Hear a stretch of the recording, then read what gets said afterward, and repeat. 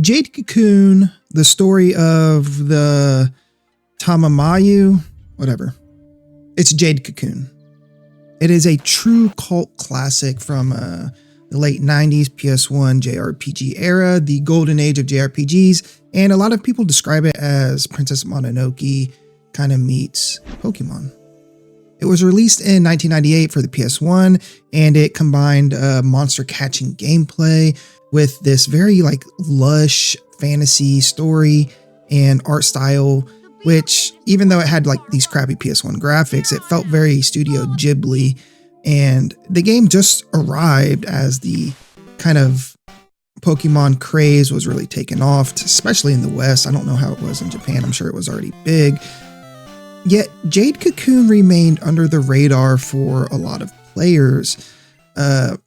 People who did discover Jade Cocoon found it to be kind of like this very unique gem that blended all the stuff I just talked about with this rich story and really the atmosphere that really didn't feel like anything else at the time. It didn't really spawn a massive franchise. There was a sequel, I'm pretty sure, that I didn't play. It didn't have great sales, but it definitely left. Future Sean here. What the fuck is on my lip? What is that? What is that? A lasting spittle impression. Oh. The fuck? I noticed it, so all you guys have to sit there and watch it too. What's up? It's Shawnee Boy. If you enjoy Final Fantasy lore, JRPG lore, all things to do with Final Fantasy and JRPGs, consider subscribing. We have a small but thriving and very fun and very cool community. I love hanging out with you guys. Enjoy the video. Spawn a massive franchise. There was a sequel, I'm pretty sure, that I didn't play.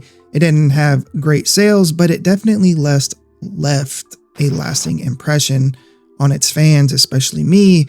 So this retrospective kind of looks at what Jade Cocoon did special, from its monster fusion systems to its memorable world, and how you can or can't kind of experience this this game today.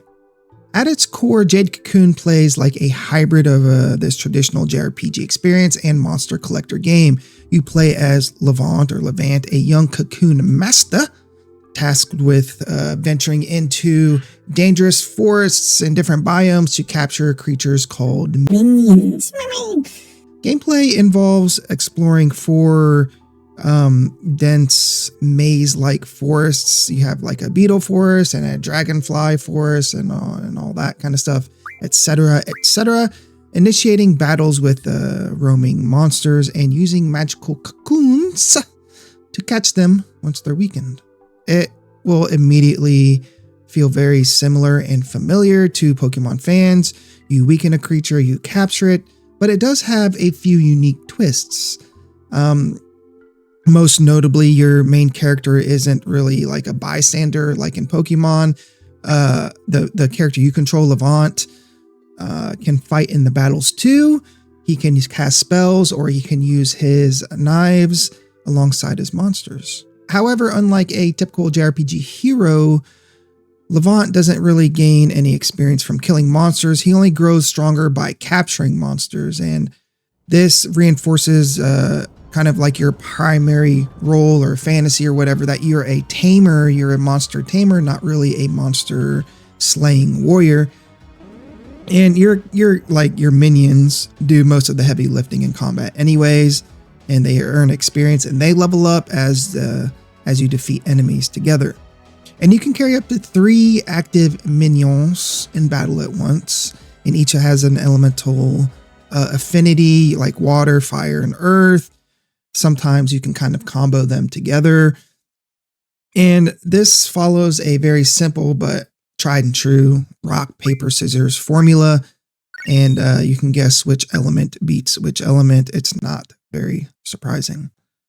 But picking the right creature for the right situation adds some light tactical elements, and especially when you face a lot of the tougher enemies deep in the woods, it really does get important.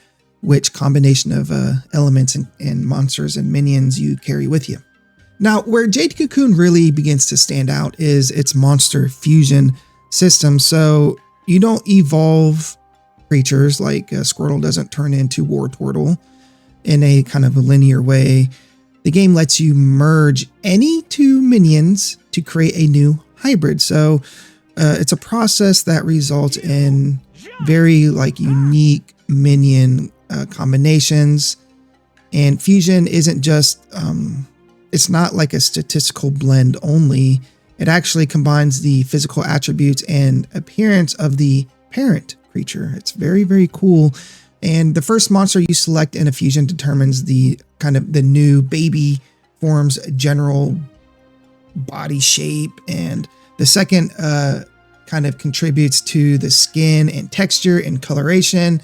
So like, for example, if you merged a horned like armadillo minion with a winged pterodactyl type of minion, you could get like a weird, strange new creature that had like the body shape of armadillo and the horns of a flying pterodactyl, or I mean the wings. It's all very Michael Scott, right?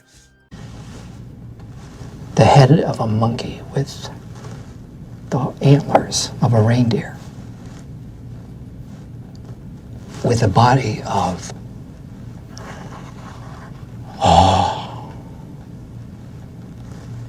porcupine. So even the colors blend, and it's really cool, and like it kind of results in this very dynamic fusion system where, at least at the time, I haven't gone back and played Jade Cocoon. It's hard. You can't really get a copy unless you have an original PS1 copy, but the options felt endless at the time, and you can keep stacking creatures into one super minion and carry all their traits forward in the game. And yeah, because your fuse monsters are essentially procedurally generated by your choices, and at least for the PS1 era, this was really cool and super far ahead of its time. Now, interesting, your monsters didn't just combine, they also grew and changed gradually as they level up. Instead of just jumping to a completely new form at, like a set level like they do in Pokemon, a Jade Cocoon minion will mature over time. Its horns might lengthen, its wings might get bigger and bigger and bigger, and its body might bulk up, as it gains experience points. And it's all really cool feedback for really seeing your monster kind of grow and evolve in real time, instead of just, it's just like this little monster, and then you hit level 10 and it turns into like, it just pops out this giant, cool looking badass. You can see it kind of grow over time, and I think that's really cool and super, I wish I could use another word for unique, but I don't have one in my vocabulary. So yes, it's very unique. Now, obviously with the PS1 era of hardware, like an ambitious system like this is going to have a little bit of trade-off. So the main story portion of Jade Cocoon is relatively short, roughly like 12, 15 hours for the core quest. And the overall game is pretty linear. It doesn't venture out into this sprawling world like a lot of games of that era did, like 7, 8, or Chrono Cross. It's not that big. The gameplay loop basically goes like this. You go into a forest, you fight and capture monsters, you come back to the village to kind of advance the story, and then you repeat that again and again, and then you move to a new forest and do that again. So for players who love collecting and raising monsters, like that formula is enjoyable and even kind of relaxing, and people who love Pokemon would love this game. But for those kind of wanting this sprawling, complex RPG with these cool characters and narratives, you might find Jade Cocoon, a little bit simplistic or repetitive, which it is. But the developers clearly, on the priority list, they put the monster collection and fusion mechanics over the story. And yeah, so don't expect any kind of like elaborate missions or side quests or mini games or other stuff that we love in the genre. It really is about the creatures and the atmosphere more than like this epicness that we usually associate with JRPGs. But speaking of atmosphere, one thing that can slow you down in Jade Cocoon is the infamous control scheme. And like all great PS1 games, the game uses tank controls for movement, which is really like the old Resident Evil games, the old Silent Hill games. Like, so if you press up on the D-pad, Levant moves forward in whatever direction he's facing, rather than relative to the camera. And it's clunky and it sucks. And it works great for a horror game because it makes the tension that much higher. I don't know why it's like that in this game, but it is not my favorite thing about Jade Cocoon. But like I said, speaking of the atmosphere and the setting and the story, while it's not like the greatest thing in the world, it is a huge part of the charm because the game drops you into this very mystical world of peril, where small human villages are encircled by vast, like untamed wilderness and forests full of monsters. The Minions. The opening act really sets the tone of this like almost Studio Ghibli-esque or fantasy anime plot. You know, on the night of a village festival, a swarm of demonic insects called the Onibubu, literally dubbed the locusts of the apocalypse, attacks the town of Sirius, and it sends the villagers into this cursed sleep, and the old Nagi priestess manages to fend off this giant swarm of minions, but a lot of people, including, you know, a lot of the heroes' loved ones, are left in a deep and magical slumber. So you as Levant, having just completed this coming-of-age ritual so that you can officially take on the role of Cocoon Master and venture into the forest to find a cure. It's all very anime, it's all very hero's journey, and we love that shit. We love it. Now, on the surface, it's a classical JRPG quest. Young hero journeys into the danger of the world to save his village. But Jade Cocoon's story is a little more nuanced and a little more melancholic than just your typical hero's journey. The game doesn't have like this stereotypical supervillain, you know, trying to dominate the world. Instead, the conflict is sort of rooted in the relationship between humans and nature. And as you progress, you uncover ancient legends and encounter characters with their own burdens. And it kind of paints this picture of a world where the real threats come from human greed and hubris and the disturbance of this natural balance that the world was in. And this theme is very, very much in line with Studio Ghibli's Princess Mononoke, which is why I call it Princess Mononoke meets Pokemon.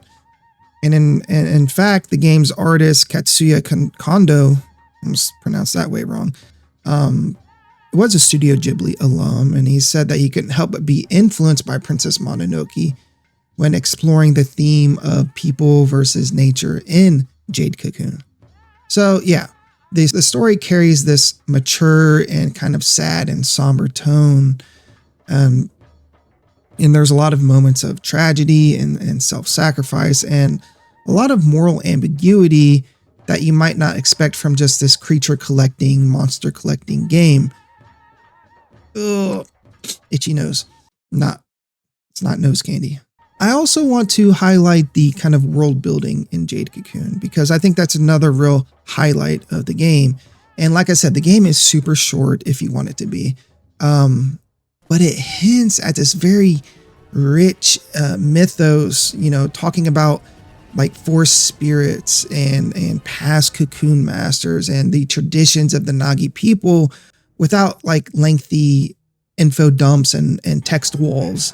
You get legends and lore tidbits organically just through dialogue and item descriptions, and we love that about the FromSoft games.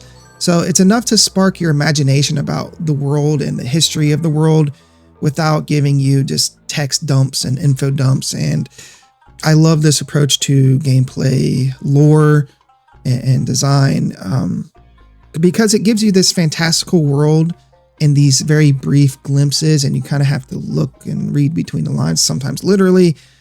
And it doesn't really spell things out for you, which I love. And I hate that about a lot of games. It doesn't matter if it's old or new.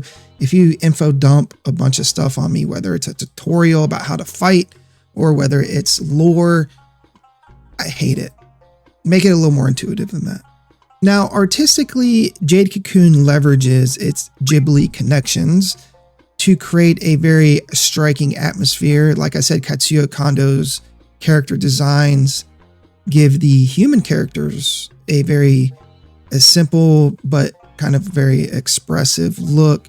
And the creature designs range from kind of creepy insectoid kind of beasts to these majestic dragon-like guardians, and you have all different stuff in between. And God, I love pre-rendered backgrounds, and Jade Cocoon took full advantage of these pre-rendered backgrounds for villages and forts, and these backgrounds are very vibrant and hand-drawn, and you can say they look comparable to games like Final Fantasy VIII or Chrono Cross in terms of just the background art. I think it's really good. Lush jungles and, rays of light in a misty grove. You get the sense of true wonder and beauty when you play Jade Cocoon. And by contrast, the 3D models for a lot of the characters and monsters were pretty blocky and kind of ugly at times, and that's common for the early mid 90s, late 90s, sorry. But the animations, do their job, and the monster fusions do reflect the combined features of the parent Minions. So yeah, it's really cool. The game really drives home the feeling of being in this sacred natural world, and you can really feel the South Asian and even like American Indian vibe to some of the architecture and terminology. And it's really gorgeous and it's really beautiful. And that's what I loved about this, because along with Chrono Cross, I don't know if there is a JRPG setting that feels as unique and mystical and wonderful as Jade Cocoon. Now, the soundtrack and audio definitely elevate the kind of mood and the vibes even more. The composer was Kimitake Matsume. Matsume created this music that mixes a lot of like ambient electronic sounds with traditional instruments, and he even described it as using Asian and African motifs in a techno style to kind of suit this mystical forest world. That's a lot to take in. All I know is it's beautiful, a lot of primal drums, primal rhythms. If you're the type of person that listens to game OSTs before bed, I do too, or just music, like orchestral music, or even like Explosions in the Sky, which is this really cool band that doesn't use any lyrics, it's just instruments. You should definitely at least once put on Jade Cocoon's OST if you can find it. I don't know if it's on YouTube, it probably is, and go to sleep. So looking back, it's pretty easy to see why Jade Cocoon has such a loyal cult following. It's really dared to be different. In this era where monster collecting was really, super lighthearted and very much aimed at kids, Jade Cocoon offered that experience, but offered it in a darker, more mature tone and take on the genre. And they did all this without sacrificing what made capturing and raising monsters and weird and cool monsters fun. It's a monster fusing mechanic, and it remains, even to this day, it remains very much a one-of-a-kind game. It is one of one, even though there's a sequel. The game's story and the setting also set it apart, blending this Ghibli world and fantasy into this JRPG. Commercially, the game didn't do very well. It sold way less than 1 million copies. A lot of people in North America and Europe didn't really look at it. And the critics, they gave it, this is back when critic word, like the word of critics were actually good and they actually meant something, but critics gave it fairly positive reviews. They praised the artwork and the unique gameplay ideas, but the short length of the game obviously was a drawback. In the end, Jade Cocoon kind of just faded into obscurity and it wasn't a household name, but for the people that did play it, I think you could make a case that this is like one of those overlooked gems of the 90s.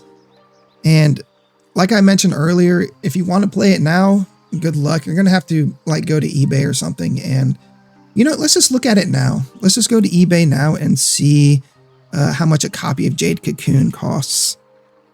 Jade Cocoon, PS1. So if you want to get a copy of Jade Cocoon now, it'll cost you, let's see, somewhere between like $45 and $95, it looks like.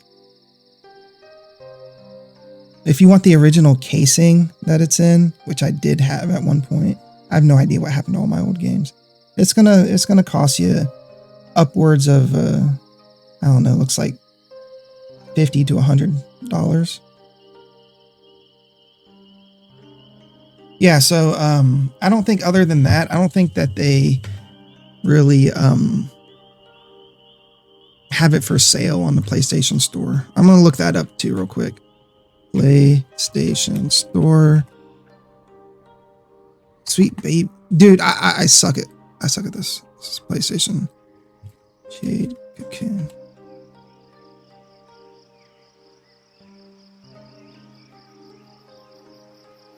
Yeah, so I don't think it's on the PlayStation Store.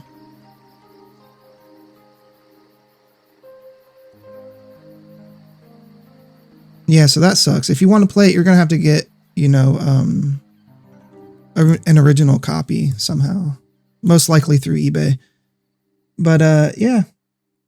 Let me know in the comments if you played Jade Cocoon when it came out. Have you played it at all? Did you, I think I might make a video down the road about the sequel. And, it's one of those classic games that just gets forgotten.